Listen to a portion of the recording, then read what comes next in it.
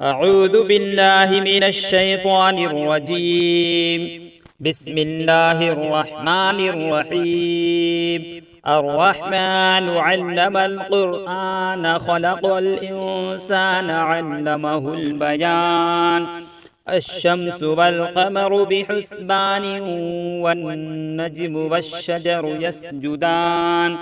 والسماء رفعها ووضع الميزان ألا تطغوا في الميزان وأقيموا الوزن بالقسط ولا تخسروا الميزان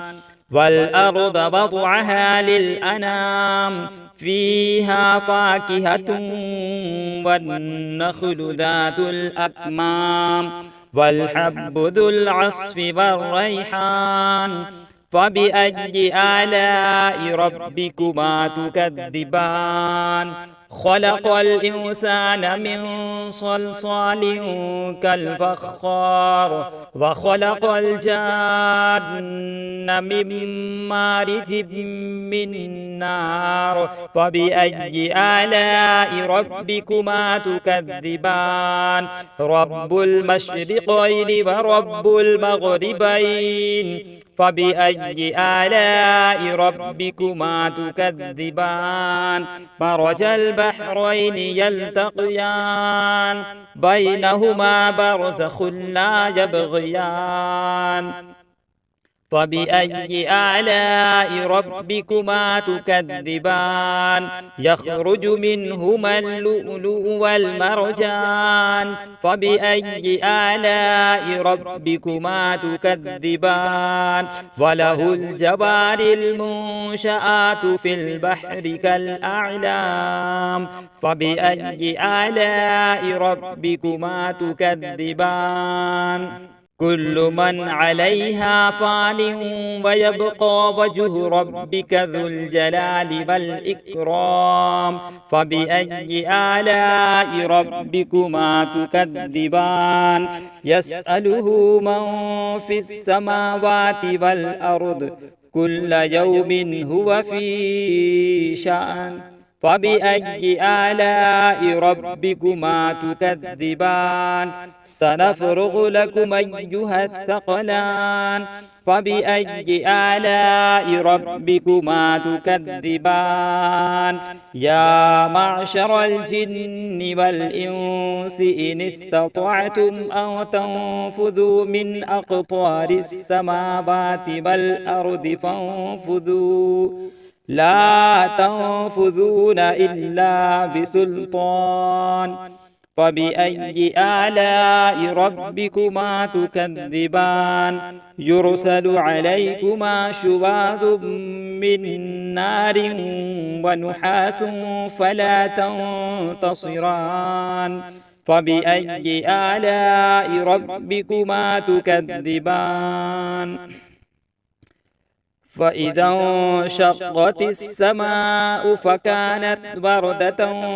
كالدهان فبأي آلاء ربكما تكذبان فيومئذ لا يسأل عن ذنبه إنس ولا جان فبأي آلاء ربكما تكذبان يعرف المجرمون بسيماهم فيؤخذ بالنواصي والأقدام فبأي آلاء ربكما تكذبان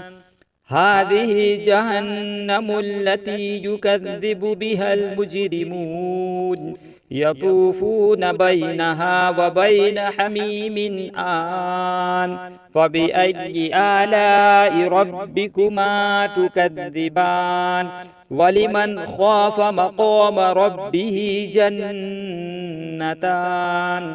فبأي آلاء ربكما تكذبان ذواتا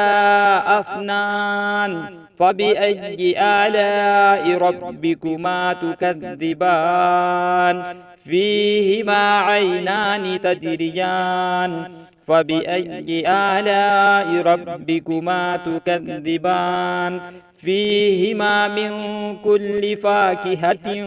زوجان فبأي آلاء ربكما تكذبان متكئين على فرش بطائنها من استبرق وجنى الجنتين دان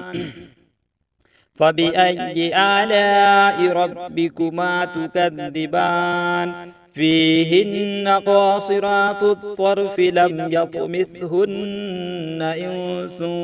قبلهم ولا جان فبأي آلاء ربكما تكذبان كأنهن الياقوت والمرجان فبأي آلاء ربكما تكذبان هل جزاء الإحسان إلا الإحسان فبأي آلاء ربكما تكذبان ومن دونهما جنتان فبأي آلاء ربكما تكذبان مدهامتان فبأي آلاء ربكما تكذبان فيهما عينان نضاختان فبأي آلاء ربكما تكذبان فيهما فاكهة ونخل والرمان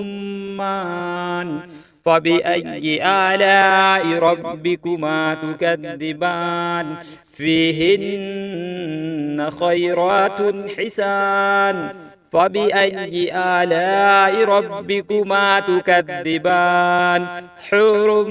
مقصورات في الخيام فبأي آلاء ربكما تكذبان لم يطمثهن إنس قبلهم ولا جان فبأي آلاء ربكما تكذبان متكئين على رفرف خضر